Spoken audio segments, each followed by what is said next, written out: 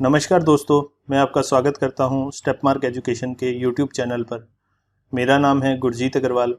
आज हम देखने वाले हैं ग्राफ्स, यानी कि ग्राफ्स का वो सेक्शन जो फिजिक्स में काम आने वाला है। मोस्ट ऑफ द ग्राफ्स हमारे काइनेमेटिक्स में काम आएंगे, लेकिन काइनेमेटिक्स के बाहर भी और जगह, बहुत सारी जगह पे केमिस्ट्री में भी काम आने वाले हैं। बट हम फिजिक्स में जितना पढ़ लेंगे वो इनफ रहेगा फिजिक्स के लिए भी और केमिस्ट्री के लिए भी। ठीक है, सो आगे बढ़ते हैं, हम कंटिन्यू करते हैं। Our first question is what are graphs. जो सबसे पहले बच्चों के दिमाग में उठता है जैसे ही ग्राफ्स की बात की जाती है। तो इसका आंसर करने के लिए हमारे पास एक प्लॉट है जो हम बचपन में देखते थे 9th-10th क्लास में। आप सब ने इस तरह के ग्राफ्स प्लॉट किए होंगे। जैसे मान लिया हमने पॉपुलेशन को टाइम के साथ प्लॉट कर रखा है। ठीक है, मतलब हमने वाई एक्सिस पे तो पॉपुलेशन ले रखी है और एक्स एक्सिस पे हमने टाइम ले रखा है। ठीक है, टाइम भी हमने ईयर वाइज ले रखा है।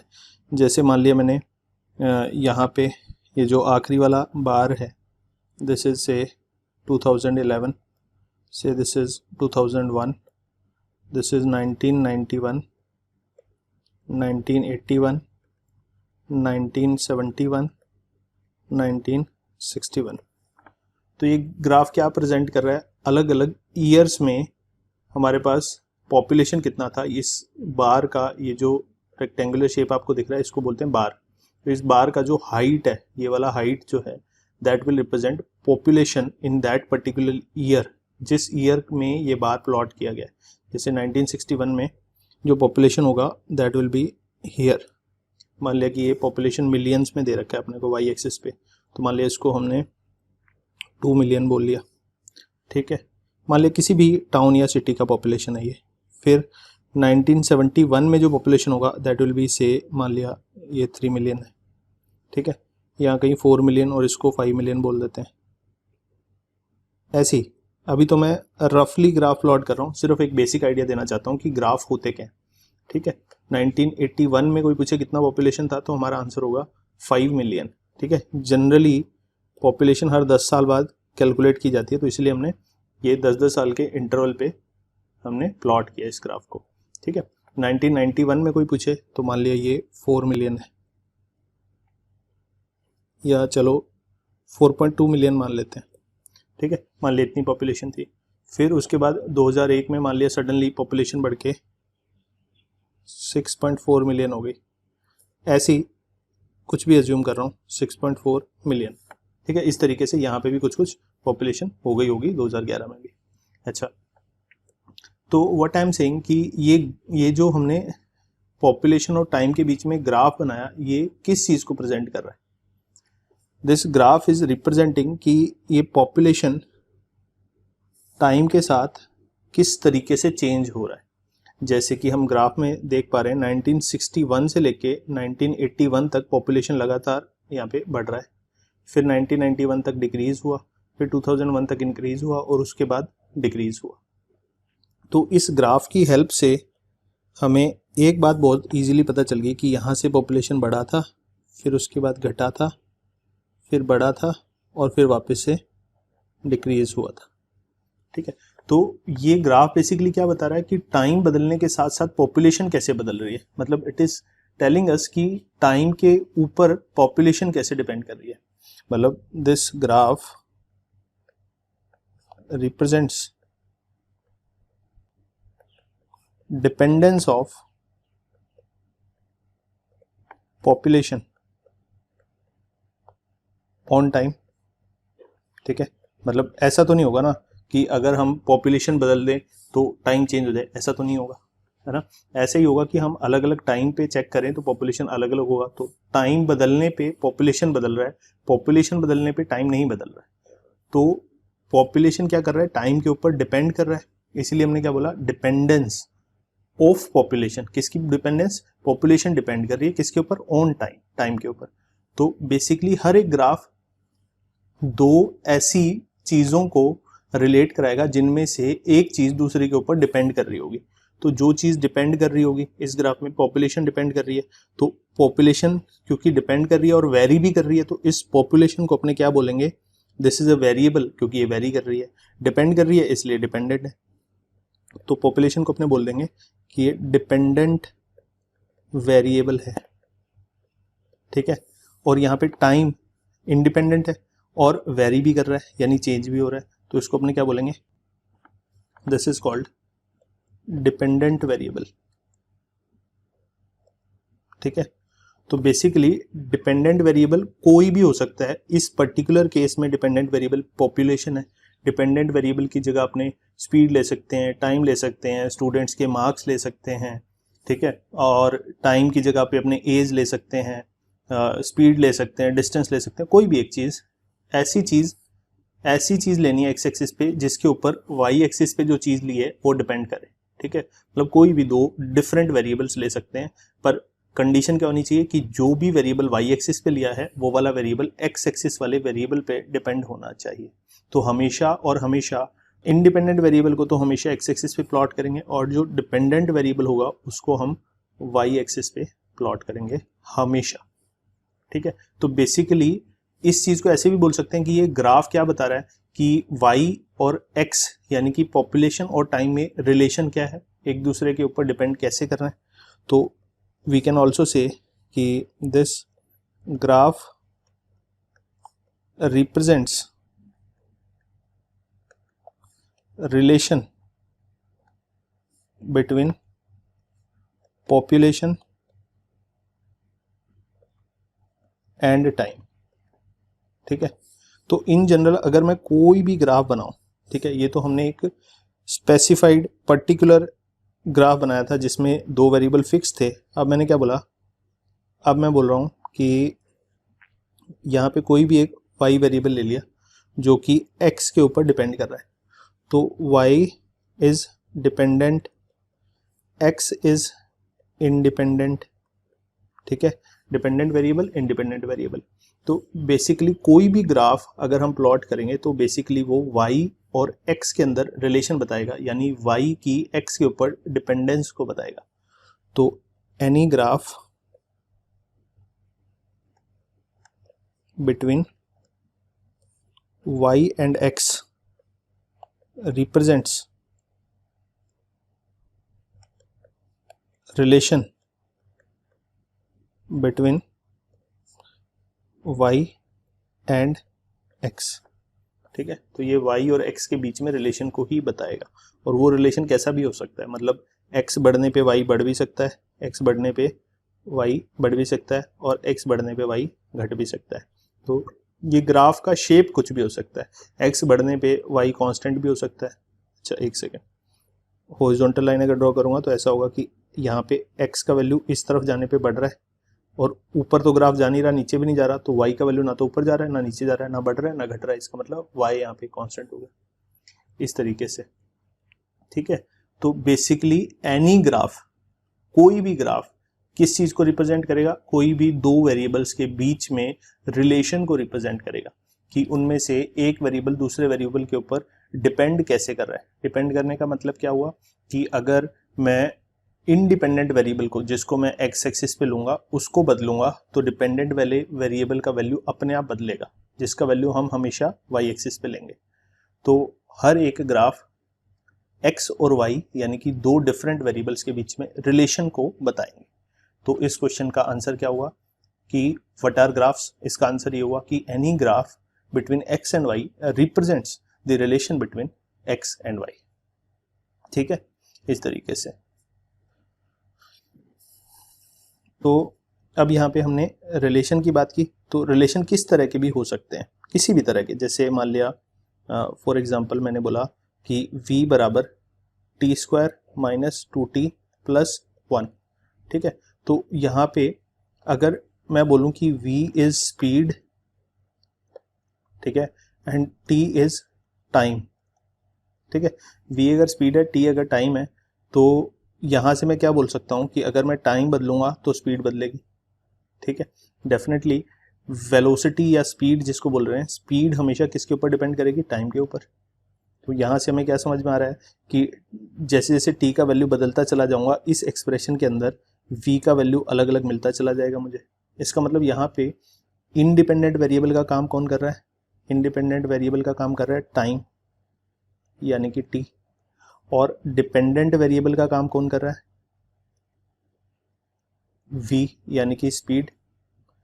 तो अगर मैं v और t में ग्राफ बनाना चाहूँ तो जनरली मुझे इंडिपेंडेंट वेरिएबल यानी t को x एक्सिस पे लेना चाहिए और v यानी कि स्पीड को y एक्सिस पे लेना चाहिए। ठीक है, अच्छा अब मैं इन दोनों का ग्राफ बनाऊंगा तो कुछ कुछ ग्राफ मुझे यहाँ पे मिल जाएगा। अब इस ग्राफ का शेप पैराबोलिक आएगा, वो कैसे आएगा वो आपको आगे चल के समझाया जाएगा। अभी के लिए आपको इतना बता देता हूँ कि ये ग्राफ कुछ ऐसा सा बनेगा। ठीक है, इसको बोलते हैं अपवर्ड ओपनिंग पैराबोला और ये वाला पॉइंट होगा 1,0। अब ये मुझे कैसे पता चला, इसका आंसर आगे चल के इसी लेक्चर में, इसी सीरीज में आगे बताया जाएगा। ठीक है, तो जहां पे अपने ग्राफ्स ऑफ पॉलिनोमियल्स पढ़ेंगे वहां पे ये वाली बात बताई जाएगी कि ये वाला ग्राफ का शेप ऐसा क्यों बना और यहीं पे क्यों बना। ठीक है, तो अभी के लिए तो सिर्फ इतनी बात समझो कि एक वेरिएबल होता है जो डिपेंड करता है दूसरे वेरिएबल पे, तो इंडिपेंडेंट वेरिएबल को हमेशा एक्स एक्सिस पे, डिपेंडेंट वेरिएबल को हमेशा वाई एक्सिस पे लेना है। ठीक है, और भी ले सकते हो आप, जैसे मान लिया मेरे पास एग्जाम्पल 2, एक्सेलरेशन बराबर 3t - 1। ठीक है, यूनिट भी होती है पर मैं यूनिट लगा नहीं रहा हूं अभी के लिए। तो मान लो कि यहाँ पे a जो है वो एक्सेलरेशन है। ठीक है, एक्सेलरेशन का मैग्नीट्यूड है बेसिकली। ठीक है, और जो t है वो टाइम है। तो अब मैंने क्या बोला कि t का वैल्यू बदलूंगा तो a का वैल्यू अपने आप बदलेगा, t का अलग अलग वैल्यू डालते जाओ, a का अलग अलग वैल्यू मिलता जाएगा। तो इसका मतलब t अगेन इंडिपेंडेंट वेरिएबल हो गया, a अगेन डिपेंडेंट वेरिएबल हो गया। तो अगर मुझे a और t में ग्राफ बनाना हो तो मैं यहाँ साइड में बना रहा हूँ। ठीक है, तो मुझे y एक्सिस पे a को लेना चाहिए, x एक्सिस पे t को लेना चाहिए, और आगे चल के ये भी बताया जाएगा कि ये वाला ग्राफ जो है स्ट्रेट लाइन बनता है। ठीक है, ग्राफ ऐसा सा बनेगा। ठीक है, a बराबर 3t - 1। तो ये ग्राफ कैसे आया, इसका आंसर भी आपको कहाँ मिलेगा, जब हम ग्राफ्स ऑफ पॉलिनोमियल्स पढ़ेंगे। ठीक है, तो मेरे ख्याल से आपको इतनी बात तो समझ में आ गई। ठीक है, कि एक इंडिपेंडेंट वेरिएबल होता है, एक डिपेंडेंट वेरिएबल, और हर एक ग्राफ दो वेरिएबल्स के बीच में रिलेशन बताएगा। वो वेरिएबल कुछ भी हो सकते हैं, पॉपुलेशन और टाइम भी हो सकते हैं, स्पीड और टाइम भी हो सकते हैं, एक्सेलरेशन और टाइम भी हो सकते हैं। ठीक है, कोई भी दो वेरिएबल हो सकते हैं, एनी टू डिफरेंट वेरिएबल्स। ठीक है, जैसे वॉल्यूम एंड डेंसिटी भी हो सकती है, मोलैलिटी और मोलैरिटी भी हो सकती है, और उसके अलावा मान लिया कि एंगुलर एक्सेलरेशन प्लस टाइम भी हो सकता है। तो कोई भी दो डिफरेंट वेरिएबल्स होंगे जिनमें से एक दूसरे पे डिपेंड करेगा। ठीक है, ये जो एक्सप्रेशन लिखा हुआ था v बराबर मान लिया t² - 2t + 1, ये जो एक्सप्रेशन लिखा गया था, इस तरह के एक्सप्रेशन को बोलते हैं कि ये दो वेरिएबल्स के बीच में एक रिलेशन लिखा हुआ है कि वो आपस में एक दूसरे से किस तरह कनेक्टेड है। तो एक वेरिएबल v और दूसरा वेरिएबल t, ये दोनों एक दूसरे से किस तरह कनेक्टेड है। तो ये एक्सप्रेशन, ये वाला जो इक्वेशन टाइप लिखा हुआ है, ये किसको रिप्रेजेंट कर रहा है, ये बता रहा है relation between v and t। तो ये v और t के बीच में रिलेशन को बता रहा है। तो इसी रिलेशन का ग्राफ हमने प्लॉट किया था। तो बेसिकली जितने भी ग्राफ्स हम प्लॉट करते हैं वो सारे के सारे रिलेशंस को रिप्रेजेंट करते हैं। ठीक है, जितने भी ग्राफ्स होते हैं वो सारे के सारे कोई भी दो वेरिएबल्स के बीच में रिलेशन को रिप्रेजेंट करते हैं। ठीक है, जैसे मार्क्स और स्टूडेंट के बीच में रिलेशन आ गया, या फिर मार्क्स और एज ग्रुप के बीच में रिलेशन आ गया, है ना। एक क्लासरूम के दो स्कूलों के मार्क्स कंपेयर करने हैं तो उसमें क्लास वाइज अलग अलग क्लास चेंज किया तो उसमें मार्क्स कैसे आ रहे हैं, तो वो मार्क्स और क्लास के बीच में रिलेशन आ गया। ठीक है, तो अलग अलग चीज़ों में अलग अलग तरह के ग्राफ्स प्लॉट किए जाते हैं। अभी तक हमने जो ग्राफ्स पढ़े थे, ठीक है, अभी तक हमने 8th 9th क्लास में जो ग्राफ्स पढ़े थे वो हमने पढ़े थे डिस्क्रीट ग्राफ्स। ठीक है। अब हम जो ग्राफ पढ़ेंगे वो ज़्यादातर कॉन्टिन्यूअस ग्राफ्स होंगे। तो दोनों चीज़ों में अंतर क्या होता है वो चीज़ समझ लो। डिस्क्रीट ग्राफ में क्या होता है कि दूर दूर की वैल्यूज आती हैं, जैसे कि मैंने बोला यहाँ पे 1961 के बाद सीधा मैं कैलकुलेट करूँगा पॉपुलेशन, तो 1971 में करूँगा, फिर उसके 10 साल बाद 1981 में करूँगा, फिर 91 में करूँगा, फिर 2001 में करूँगा, इस तरीके से। तो मैंने हर 10-10 साल के इंटरवल पे पॉपुलेशन कैलकुलेट की। लेकिन अगर मैं ऐसा करूँ कि मान लिया मुझे v को t के साथ प्लॉट करना है यहीं पे, यहाँ पे तो पॉपुलेशन है, ठीक है। तो पॉपुलेशन तो मैंने क्या की, दूर दूर कैलकुलेट करी। तो जैसे मैंने यहाँ पे एक बार बना दिया, तो ये 1961 की पॉपुलेशन बता रही है, फिर ये 1971 की पॉपुलेशन होगी, फिर 1981 की पॉपुलेशन। तो ये दूर दूर अलग अलग पॉइंट्स, जो ये दूर दूर पॉइंट्स होते हैं इनको बोलते हैं डिस्क्रीट पॉइंट्स, जिनकी वजह से इस ग्राफ को डिस्क्रीट ग्राफ बोल देते हैं। तो कॉन्टिन्यूअस ग्राफ में क्या होता है कि टाइम की सारी वैल्यूज लेंगे, सारी वैल्यूज, मतलब ऐसा नहीं होगा t बराबर 1 सेकंड के बाद सीधा t बराबर 2 सेकंड बोल दें, नहीं, t बराबर 1 सेकंड के बाद t बराबर 1.000000001 सेकंड भी आएगा, t बराबर 1.1432 सेकंड भी आएगा, t बराबर 1.9873 ये सेकंड भी आएगा। कोई भी बीच का 1 और 2 के बीच का कोई भी टाइम इंटरवल ले लो, उस टाइम पे भी कोई ना कोई वेलोसिटी का वैल्यू अपने को मिलने वाला है। मतलब ऐसा नहीं होगा कि डायरेक्टली हम बोल दें कि t बराबर 1 के बाद t बराबर 2 पे ही वेलोसिटी का वैल्यू आएगा। तो इसी तरीके से हमें ग्राफ के ऊपर प्लॉट करना होता है, तो हमें एक कॉन्टिन्यूअस सा कर्व टाइप मिल जाता है। जैसे फॉर एग्जांपल मान लिया मैंने इसी ग्राफ को प्लॉट किया, तो मैंने आपको बताया था कि उसका शेप कुछ ऐसा सा आता है। तो अब यहाँ से देखना शुरू करना कि ये t बराबर 0 है, ठीक है। t बराबर 0 पे एक वैल्यू आई, तो ये मान लिया t बराबर 1 है, तो t बराबर 1 पे एक वैल्यू आई।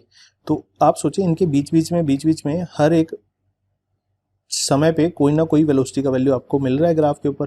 इसके करस्पॉन्डिंग ये, इसके करस्पॉन्डिंग ये वेलोसिटी, इस टाइम पे ये वेलोसिटी, इस टाइम पे ये वेलोसिटी। तो हर एक अलग अलग टाइम पे आपको कोई ना कोई वेलोसिटी यहाँ पे मिल रहा है। इसका मतलब है कि t बराबर 0 से t बराबर 1 तक आप कोई भी t का वैल्यू ले लो, हर t पे कोई ना कोई वेलोसिटी मिलेगी। इसका मतलब कॉन्टिन्यूअसली v का वैल्यू मिलता चला जा रहा है। इसका मतलब t की कॉन्टिन्यूअस वैल्यूज के लिए ग्राफ प्लॉट हुआ है, इसीलिए ग्राफ कभी भी बीच में ब्रेक नहीं हुआ। तो अपने ऐसा बोल सकते हैं कि ये ग्राफ छोटे छोटे इनफाइनाइट पॉइंट से मिलके बना हुआ है। ऐसे बहुत सारे इनफाइनाइट पॉइंट्स हैं पास पास पास एक दूसरे के, वो सारे इनफाइनाइट पॉइंट से मिलके बना हुआ है। उन सारे इनफाइनाइट पॉइंट्स को ज्वाइन किया तो ये ग्राफ बन गया। लेकिन पॉपुलेशन वाले ग्राफ में ऐसा नहीं था, वहाँ तो हमें एक एक पॉइंट मिल रहा था, एक यहाँ मिला, फिर एक यहाँ मिला, फिर एक यहाँ मिला, फिर उसके बाद यहाँ मिला। तो वो हमने देखा ही हर 10-10 साल के बाद था। लेकिन यहाँ पे तो हम क्या कर रहे हैं, हर एक समय पे नोटिस कर रहे हैं, ठीक है। आगे चल के आपको ये भी बताया जाएगा कि ये वाला पोर्शन ऑफ द ग्राफ हटाना पड़ेगा हमें, क्योंकि समय नेगेटिव नहीं हो सकता। उसकी बात आगे करेंगे हम, ठीक है। अच्छा, तो इतनी बात आप समझ जाओ। अगर किसी बच्चे के यहाँ तक कोई डाउट बचे हैं तो अभी थोड़ा सा पेशेंस रखो, सारे के सारे डाउट क्लियर हो जाएंगे, ठीक है। जब ये टॉपिक थोड़ा आगे तक पढ़ लोगे तो अभी वो सारे डाउट्स भी क्लियर हो जाएंगे, ठीक है। अभी एकदम से ऐसा नहीं होगा कि सारे डाउट्स एक साथ क्लियर हो जाएं। जब तक आप सारी चीज़ें समझ नहीं लेते हो तब तक आपको छोटी मोटी चीज़ों में डाउट तो आएंगे। अभी इसके ऊपर क्वेश्चन प्रैक्टिस कराऊंगा, थोड़ी थ्योरी समझाऊंगा, तो आपको होपफुली सारी बातें समझ में आ जाएंगी, ठीक है। अभी तक आपको इतनी बात तो समझ आ ही गई होगी कि दो चीज़ों के बीच में ग्राफ बनता है, उनमें से एक जो होती है वो इंडिपेंडेंट, एक जो होती है डिपेंडेंट होती है, दूसरी होती है इंडिपेंडेंट। जो इंडिपेंडेंट वाली होगी उसको हम एक्स एक्सिस पे, डिपेंडेंट वाली को हमेशा वाई एक्सिस पे लेंगे। और ये जो ग्राफ्स हमने बनाए, अभी जो जिन ग्राफ्स की हम बात कर रहे हैं वो सारे के सारे ग्राफ्स कॉन्टिन्यूस ग्राफ्स होंगे, प्लस वो उन दोनों वेरिएबल्स के बीच में रिलेशन को रिप्रेजेंट करेंगे, ठीक है। आई होप इतनी बात आपको समझ में आ गई है।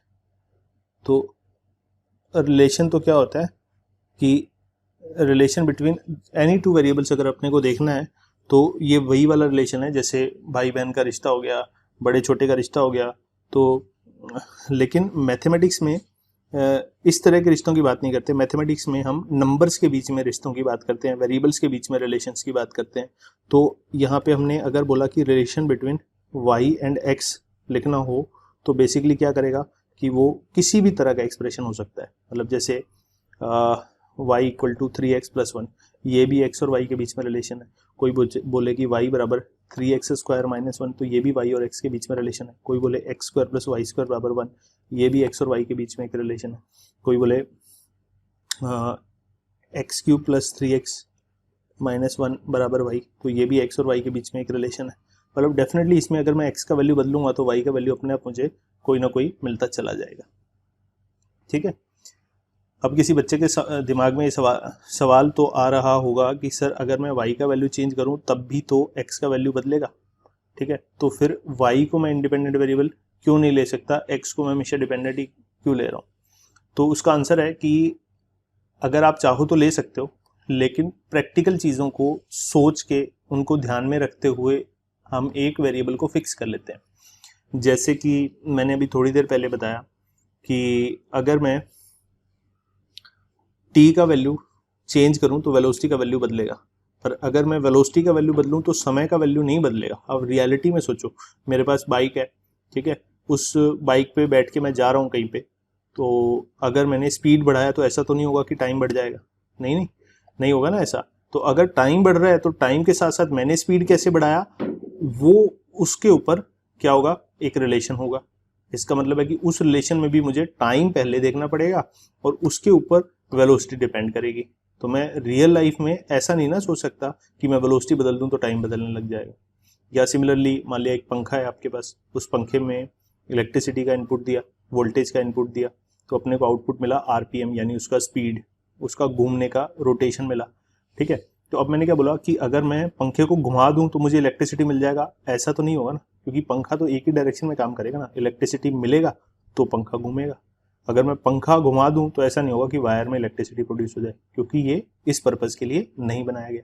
तो इसका मतलब पंखे के केस में अगर मुझे आरपीएम यानी कि उसकी रोटेशन स्पीड और वोल्टेज के बीच में ग्राफ बनाना हो तो हमेशा वोल्टेज इंडिपेंडेंट वेरिएबल रहेगा, क्योंकि वोल्टेज को बदलने से आरपीएम बदलेगा।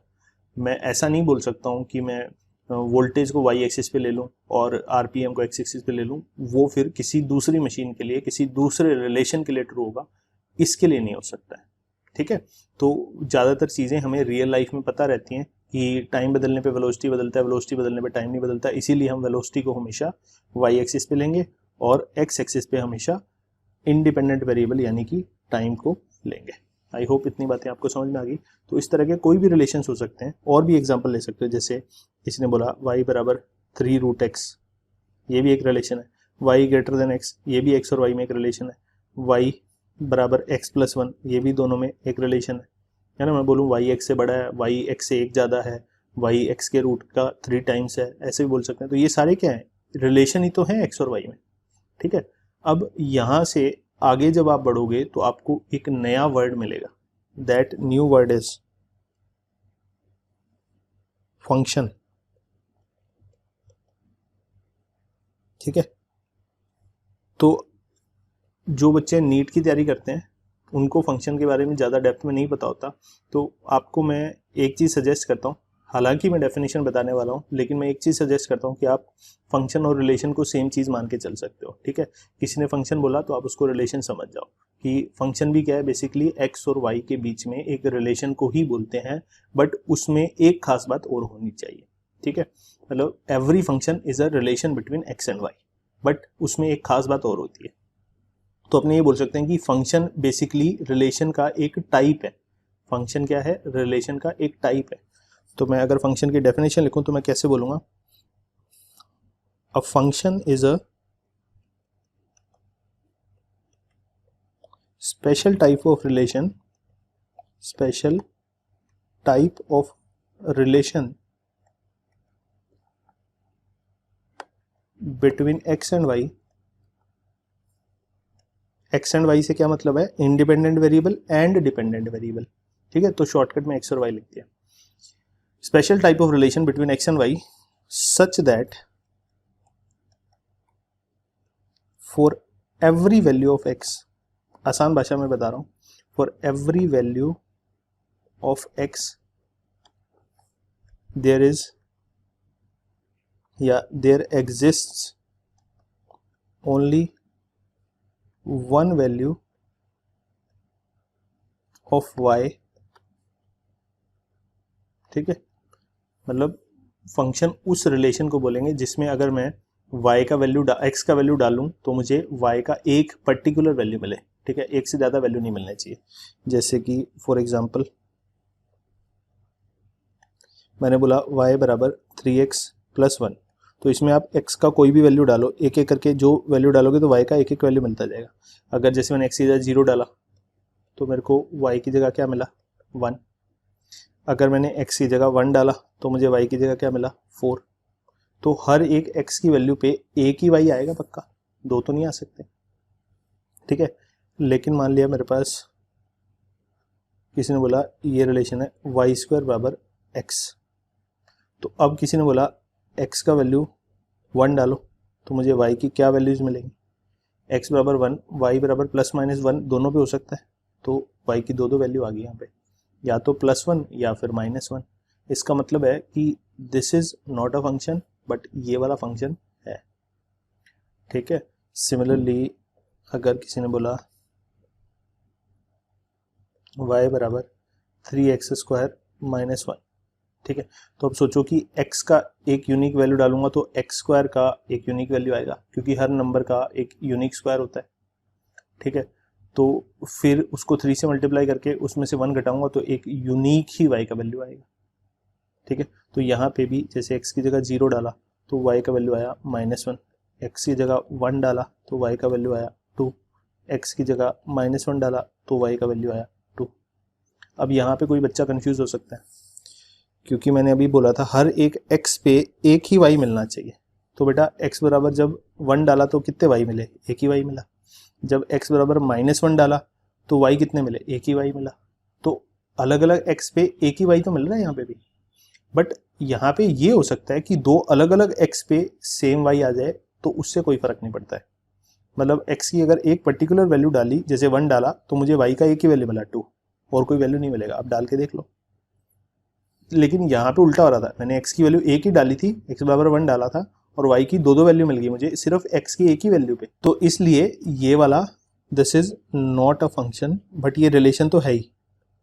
ठीक है, तो ये फंक्शन नहीं है बट ये x और y में एक रिलेशन तो है ही, और ये जो है ये फंक्शन भी है और रिलेशन भी है। तो every function is a relation but every relation is not a function. ठीक है, तो बेसिकली फंक्शन भी एक टाइप का रिलेशन ही है।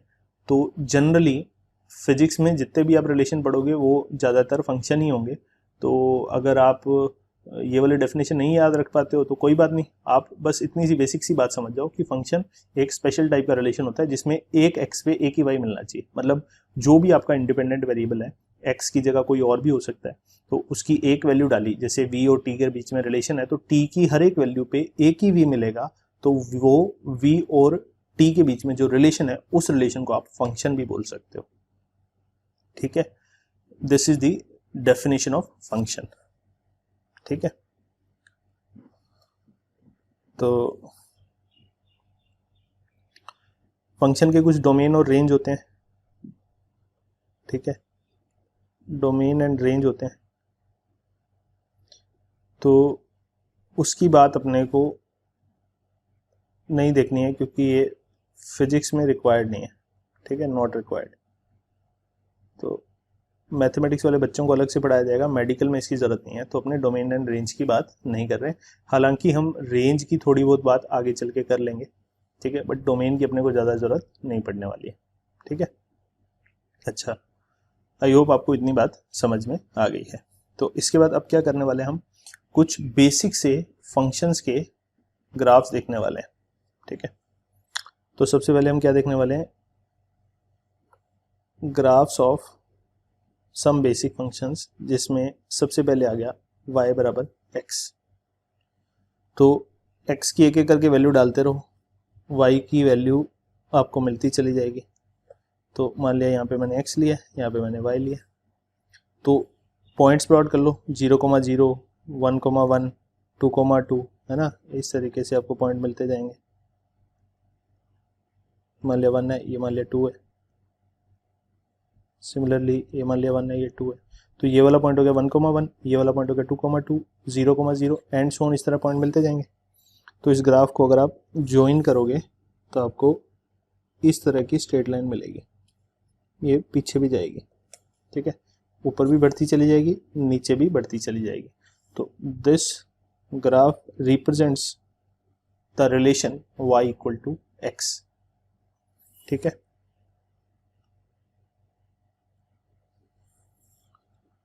नंबर 2 पे चलो ग्रीन से ही बनाते हैं। मान लिया मेरे को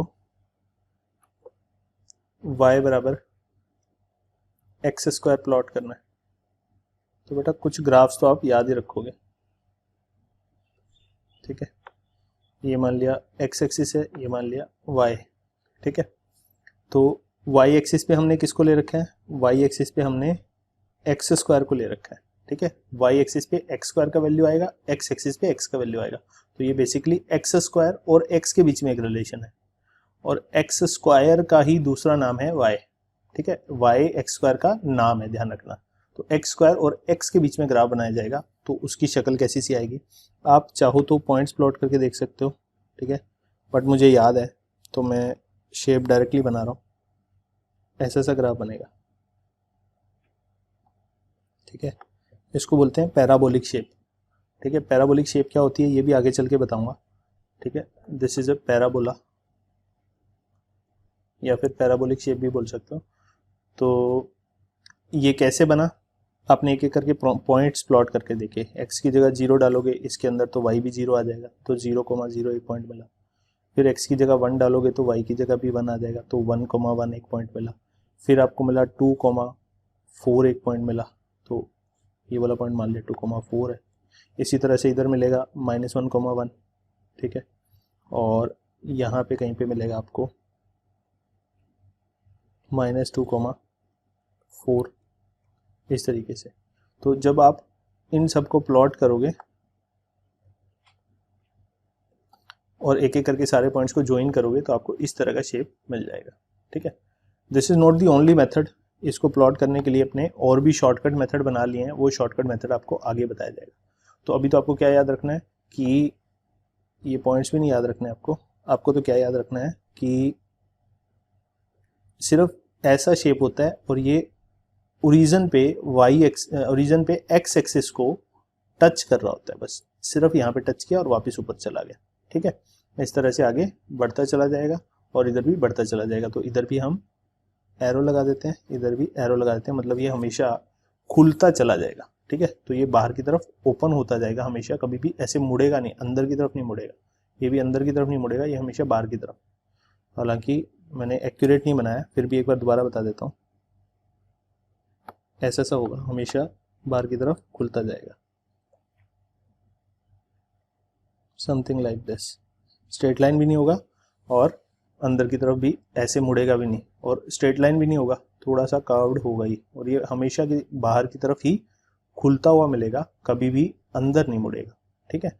तो एक्चुअल में ऐसा होता है, बट जल्दी जल्दी बनाने के लिए हम फटाफट ऐसा बना देते हैं, चल जाता है, क्योंकि हमें रफ आइडिया लेना होता है, ठीक है।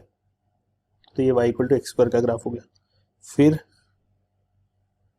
मान लिया नंबर 3 पे अपने पास आ गया y इक्वल टू -x, यानी x का वैल्यू 1 डालोगे तो y का वैल्यू -1, x का वैल्यू 2 डालोगे तो y का वैल्यू -2 एंड सो ऑन। तो उन सारे पॉइंट्स को जब आप प्लॉट करोगे तो आपको जो शेप मिलेगा कुछ ऐसा सा होगा, ठीक है। इसके ऊपर सारे पॉइंट्स आ जाएंगे, ये वाला पॉइंट होगा -1,1, ऐसे ही यहाँ पे कहीं पे आएगा -2,2, ठीक है, यहाँ पे आएगा 2,-2 एंड सो ऑन, इस तरह से मिलते जाएंगे। ये 0,0 और भी होंगे बीच बीच में, ये सारे जो पॉइंट हैं ये फ्रैक्शन वाले पॉइंट्स हैं, वो मैंने प्लॉट नहीं किए, ऐसे ही इनको प्लॉट करने के लिए 2-4 पॉइंट इनफ होते हैं, तो इसलिए सारे पॉइंट्स नहीं लिए हमने। तो ये इधर भी बढ़ता चला जाएगा, इधर भी इन्फिनिटी तक बढ़ता चला जाएगा, कभी भी रुकेगा नहीं, ठीक है। तो हमने किसके किसके बीच में ग्राफ बनाया, हमने -x को y एक्सिस पे लिया है और x को x एक्सिस पे लिया है, इन दोनों के बीच में ये ग्राफ है, ठीक है। Number 4 y equal to 1/x।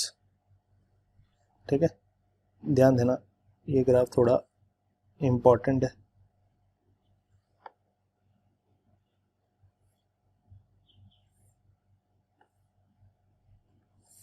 अच्छा, अब सोचना जरा ध्यान से। मान लिया मेरे पास x का वैल्यू 1 है तो y का वैल्यू 1 आएगा, तो इसका मतलब ये ग्राफ एक तो 1,1 से पास करेगा ही करेगा। मान लिया ये वाला पॉइंट 1,1 है, यहाँ पे भी 1, यहाँ पे भी 1। ठीक है, अच्छा फिर मैंने बोला अगर मैं x का वैल्यू बढ़ाऊं तो पक्का y का वैल्यू घटेगा। तो अगर मैं इस तरफ जाऊंगा, अगर मैं इस तरफ x का वैल्यू बढ़ रहा है तो x का वैल्यू बढ़ाऊंगा तो y का वैल्यू नीचे की तरफ कम होता है, तो यहाँ से पॉइंट नीचे की तरफ आएगा। तो इसका मतलब ग्राफ पक्का ऐसे नीचे की तरफ मूव करना चालू हो जाएगा। और अगर मैं x का वैल्यू डिक्रीज करना चालू करूँगा, मतलब इस तरफ मूव करूँगा ग्राफ में, तो फिर y का वैल्यू बढ़ना चालू हो जाएगा। क्यों बढ़ेगा? क्योंकि अपने को दिख रहा है दोनों एक दूसरे के रेसिप्रोकल है। ठीक है, तो इस तरफ x घटेगा तो y का वैल्यू बढ़ेगा, यानी ग्राफ ऊपर जाएगा। तो इधर से तो ग्राफ का शेप ऐसा सा बनता है और इधर से ग्राफ का शेप ऐसा सा बनता है। ठीक है, बट ये इस लाइन को कभी भी टच नहीं करता है, इस लाइन के पास पास पास जाता रहता है, बट वो कभी भी टच नहीं करेगा। क्योंकि टच तो तभी करेगा जब डिनोमिनेटर में इनफाइनाइट हो जाए, और डिनोमिनेटर में इनफाइनाइट कभी हो नहीं सकता। ठीक है, तो y का वैल्यू तो 0 तभी आएगा, तो इन्फिनिटी पे कभी पहुंचेगा नहीं, तो ये दोनों आपस में कभी टच करेंगे नहीं। मतलब ये वाला ग्राफ आगे बढ़ता जाएगा, x एक्सिस के लगातार पास आता जाएगा, पर x एक्सिस को कभी भी टच नहीं करेगा। सिमिलरली इधर भी जब आप x का वैल्यू घटा रहे हो, एग्जैक्ट 0 तो आप डाल नहीं सकते। x का वैल्यू जब छोटा छोटा छोटा छोटा करते जाओगे तो y का वैल्यू बड़ा बड़ा बड़ा बड़ा होता जाएगा। तो मतलब ये ग्राफ ऐसे ऊपर ऊपर ऊपर जाता रहेगा और कभी भी इस लाइन को यानी कि y एक्सिस को टच नहीं करेगा। ठीक है, तो ये बिल्कुल ऐसा बनता है। नेगेटिव साइड पे आप सोचो कि मैं इस तरफ इस रीजन में ग्राफ बनेगा इसका लेफ्ट हैंड साइड पे, अगर मैं x का वैल्यू -1 डालूं तो सोचो y का वैल्यू भी -1 आएगा। तो इसका मतलब यहाँ से भी पास करेगा, ये वाला पॉइंट -1, -1 इस तरीके से, ये वाला पॉइंट 1, 1 था। ठीक है, तो अब इधर भी ऐसे ही होगा, इधर भी ऐसा ही शेप बनेगा, ये भी y एक्सिस के पास पास आता जाएगा बट कभी भी इसको टच नहीं करेगा। ठीक है, तो अभी मैं बाकी सब कुछ साफ कर दूं अगर, ठीक है, चलो इसको रहने देते हैं, कलर चेंज कर देते हैं एक बार ग्राफ का, हाईलाइट कर देता हूँ ग्राफ को। मान लिया ये है, ये जो ब्लू कलर में मैंने ड्रॉ किया, दिस इज द ग्राफ। बाकी सारा तो समझाने के लिए है, डॉटेड लाइन सिर्फ स्केल को प्रेजेंट कर रही है। सिर्फ ये इतना पोर्शन जो है ये y इक्वल टू 1/x का ग्राफ है। तो ये इधर भी इन्फिनिटी की तरफ जाएगा, आगे जाता रहेगा, और इधर भी नीचे भी इन्फिनिटी की तरफ जाएगा, और इधर भी इन्फिनिटी की तरफ जाता रहेगा।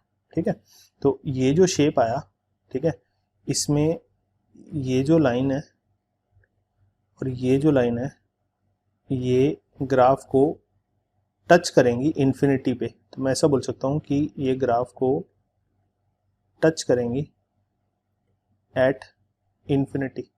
तो जो लाइंस ग्राफ को इन्फिनिटी पे टच करती हैं उन लाइंस का नाम होता है एसिम्पटोट्स। ठीक है, अगर याद रखना वैसे तो, ठीक है, याद नहीं भी रहता तो फिर फ्यूचर में दोबारा से याद करा दूंगा। अभी के लिए याद रखना ये वाली लाइन यानी कि y एक्सिस, ये भी इसको इन्फिनिटी पे टच करेगा, इधर भी इन्फिनिटी पे टच करेगा, और ये इस वाली ब्रांच को भी इन्फिनिटी पे जाके टच करेगा। x एक्सिस ये इस वाली ब्रांच को भी इन्फिनिटी पे जाके टच करेगा। तो ये y एक्सिस और x एक्सिस दोनों क्या हैं? इस रेक्टेंगुलर हाइपरबोला के एसिम्पटोट्स हैं। ठीक है, तो क्या बोला मैंने कि ये जो ग्राफ बना, this graph is also known as rectangular hyperbola. ठीक है, तो कभी भी दो चीजें एक दूसरे के रेसिप्रोकल हों तो उनके बीच में हमेशा ग्राफ क्या बनेगा, रेक्टेंगुलर हाइपरबोला बनेगा। ये वाली बात भी आपको आगे चल के दोबारा से बताई जाएगी, ठीक है।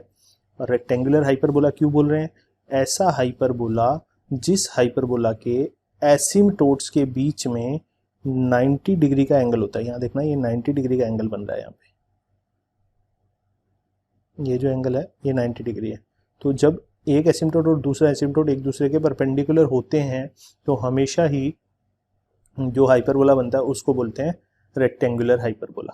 अच्छा, दूसरी बात, हर हाइपरबोला के दो एसिम्टोट्स तो होते ही होते हैं, ठीक है। वो अलग अलग एंगल पे हो सकते हैं, बट जिस हाइपरबोला में एसिम्टोट्स 90 डिग्री पे होंगे उस हाइपरबोला को हमेशा ही क्या बोलते हैं, रेक्टेंगुलर हाइपरबोला, ठीक है। और y इक्वल टू 1/x हमेशा रेक्टेंगुलर हाइपरबोला बनेगा, यानी कि y और x अगर एक दूसरे के इनवर्सली प्रोपोर्शनल हुए तो उन दोनों के बीच में हमेशा ही ग्राफ रेक्टेंगुलर हाइपरबोला बनने वाला है।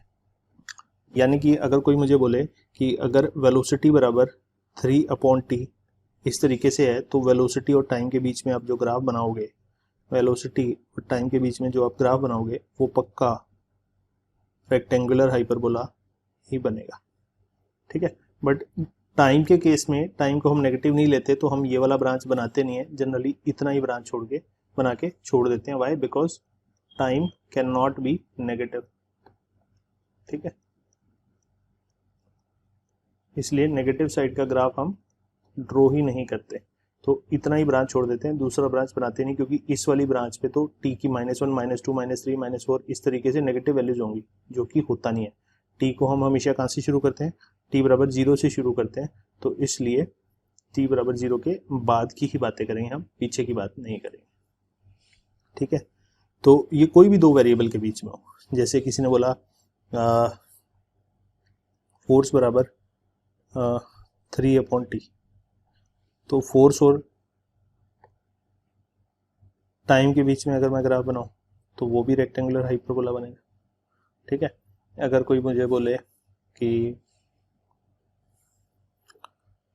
मान लिया एनर्जी इक्वल टू 1/वोल्टेज सप्लाइड, ठीक है। अगर किसी ने बोल दिया ये V जो है यहाँ पे E एनर्जी है, ठीक है, V यहाँ पे वोल्टेज है जो अपने किसी मशीन को सप्लाई कर रहे हैं, तो अगर ये रिलेशन है तो इस रिलेशन का मुझे ग्राफ बनाना है, तो फिर वो भी फिर से क्या बनेगा, अच्छा वोल्टेज तो नेगेटिव हो सकता है, तो मैं साइड में बनाता हूँ।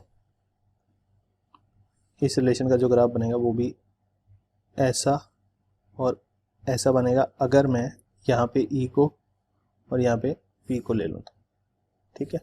तो हमेशा ही ये ग्राफ रेक्टेंगुलर हाइपरबोला बनते हैं। तो टाइम के केस में नेगेटिव वाला ब्रांच नहीं बनाते, यहाँ पे भी टाइम आया तो नेगेटिव वाली ब्रांच नहीं बनाएंगे, ठीक है। वोल्टेज नेगेटिव हो सकता है तो इसलिए हमने नेगेटिव वाला ब्रांच भी यहाँ पे ड्रॉ कर दिया है, ठीक है। बहुत सिंपल सी बातें हैं, मेरे ख्याल से अभी तक आपको इतनी बातें समझ आ गई होंगी। फिर ग्राफ नंबर 5 कौन सा है, y बराबर x3, ठीक है। y बराबर x3 का ग्राफ किस तरीके से बनता है, मान लिया ये x एक्सिस है और y एक्सिस पे हमने x3 को ले रखा है, ठीक है। x3 का ही दूसरा नाम y है। तो अगर मैं इनका ग्राफ बनाऊं तो कुछ ऐसी सी शेप आती है, ध्यान देना जरा, समथिंग लाइक दिस, ठीक है। ध्यान देना यहाँ पे ये हॉरिजॉन्टल है, ठीक है, यहाँ पे ये ऐसे हॉरिजॉन्टल है, इस रीजन में, ये जो रीजन है यहाँ पे एक ग्राफ ऐसे एक्स एक्सिस के साथ पैरेलल है। मतलब कोई बच्चा अगर इस ग्राफ को ऐसा बना देता है तो ये गलत हो जाएगा। यहाँ पे ग्राफ की स्लोप जो है यहाँ पे ऐसे एंगल पे नहीं होनी चाहिए, यहाँ पे हॉरिजॉन्टल होनी चाहिए और ऐसे जाना चाहिए, ठीक है। तो आपको समझ में आ गया होगा मैं क्या बोल रहा हूँ, this is wrong, this is right, ठीक है। तो यहाँ पे मैंने हॉरिजॉन्टल बनाया, ध्यान से देखना ऐसे, ठीक है। तो ये जो येलो वाला है this is y equal to X cube, इस रिलेशन को रिप्रेजेंट कर रहा है ये वाला ग्राफ। ठीक है, आई होप आपको इतनी बात भी समझ में आ गई। नंबर 6 अपने पास होता है y equal to mod X. ठीक है, तो मैं आपको मॉड एक्स के बारे में थोड़ी सी इंपॉर्टेंट प्रॉपर्टीज़ यहाँ बता देता हूँ पहले। ठीक है, मॉड एक्स की अगर मैं बात करता हूँ तो उसको इस तरीके से लिखते हैं, x if x is greater than or equal to 0, this is equal to minus x if x is less than 0। इसका मतलब क्या हुआ कि अगर मॉड के अंदर आपने पॉजिटिव नंबर डाल दिया या 0 डाल दिया तो एज इट इज़ बाहर आ जाएगा। ठीक है, और अगर आपने नेगेटिव नंबर यानी x का कोई नेगेटिव वैल्यू डाल दिया मॉड के अंदर तो वो एक माइनस से मल्टीप्लाई होके बाहर आ जाएगा। ठीक है, यानी जैसे अगर मैंने मॉड के अंदर 3 डाला तो 3 एज इट इज़ बाहर आ जाएगा, लेकिन अगर मैंने मॉड के अंदर -4 डाला तो -4 को एक माइनस से मल्टीप्लाई करो तो क्या बनेगा +4, तो इस तरीके से आएगा। ठीक है, तो क्योंकि x के अंदर अगर माइनस होगा तो उसको बाहर तो निकाल नहीं सकते, बट उसको एक और माइनस से मल्टीप्लाई कर देंगे तो अपने आप वो पॉजिटिव बन जाएगा।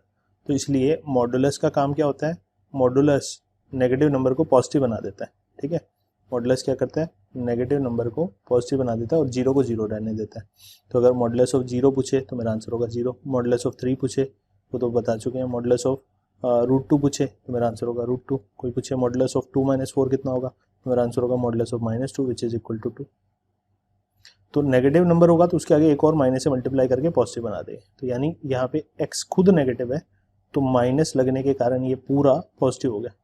ठीक है, तो इस तरह से 2 टुकड़ों में ग्राफ बना सकते हैं, मतलब 0 के आगे आगे तो, यानी एक बार मैं ग्राफ में दिखाता हूँ आपको।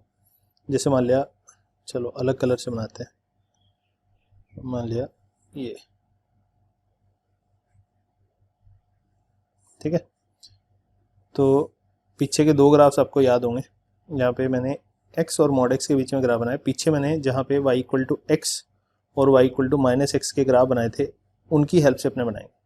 तो बेसिकली जहाँ पे मॉड x का वैल्यू x के बराबर हुआ वहाँ तो y इक्वल टू एक्स जैसा ग्राफ बन जाएगा, जहाँ पे मॉड x का वैल्यू -x के बराबर हो गया वहाँ पे y इक्वल टू -x जैसा ग्राफ बन जाएगा, है ना। दोनों में से एक ग्राफ बनेगा, तो वो कब होगा कहाँ होगा वो भी देख लेते हैं। देखो मॉड x के बराबर कब है, जब x greater than equal to 0, यानी कि x का वैल्यू कहाँ पे है, x एक्सिस पे है तो ये 0 है, तो 0 के आगे आगे की वैल्यू यानी ये राइट हैंड साइड पे इस तरफ है ना, y एक्सिस के राइट हैंड वाली साइड पे, इधर वाली साइड पे x की value greater than equal to 0 है, तो इस तरफ तो ग्राफ कैसा बनेगा, y इक्वल टू एक्स जैसा बनेगा। और x लेस देन 0 पे, यानी x जब इस 0 के इस तरफ होगा तो ग्राफ किसके बराबर होगा, -x के बराबर, तो यहाँ पे तो ग्राफ कैसा बनेगा, लेफ्ट हैंड साइड पे y इक्वल टू -x जैसा बनेगा। तो अगर मैं याद करूँ y इक्वल टू एक्स का ग्राफ कैसा था, तो y इक्वल टू एक्स का ग्राफ तो ऐसा था और ये पूरा था, ये इधर भी था ऐसे, बट मैं ये वाला पोर्शन नहीं बना रहा। क्यों नहीं बना रहा, क्योंकि मुझे 0 के आगे आगे बनाना है। ठीक है, तो ये तो आ गया y इक्वल टू एक्स। ठीक है, और y इक्वल टू -x जैसा बनना चाहिए। अब इस तरफ y इक्वल टू -x का तो ऐसा ग्राफ था, तो हम यहाँ तक ही बनाएंगे, आगे नहीं बनाएंगे। क्यों, क्योंकि ये वाला तो आएगा ही नहीं, क्योंकि y इक्वल टू -x कौन से रीजन में है, सिर्फ x लेस देन 0 वाले रीजन बनाना है। तो लेस देन 0 इधर होता है, इस तरफ x ग्रेटर देन 0 होता है, तो इस वाले रीजन में तो हमें सिर्फ ये ग्राफ बनाना है, और इस वाले रीजन में यानी इस y एक्सिस के इधर इधर हमें ये वाला इतना पोर्शन ऑफ द ग्राफ बनाना है। ठीक है, और 0 पे क्या होगा, 0 पे तो अपने को बताया x के बराबर ही होगा, तो 0 जो पॉइंट है इस पॉइंट के ऊपर, तो वहाँ पे तो 0 ही वैल्यू आ रहा है, इधर भी बढ़ता जाएगा इधर भी बढ़ता जाएगा, तो ये जो ग्राफ बना ये y equal to mod x का बन गया।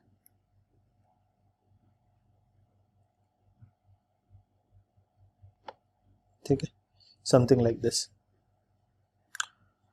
ये वाला ग्राफ भी आपको याद रखना है। ठीक है, तो मॉड्यूलस कैसे खोलते हैं ये भी आपको पता होना चाहिए, और ये x greater than equal to 0, x less than equal to 0 इनका मीनिंग क्या है ये भी आपको पता होना चाहिए।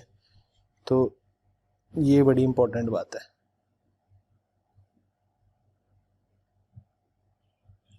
ठीक है, चलो उसके बाद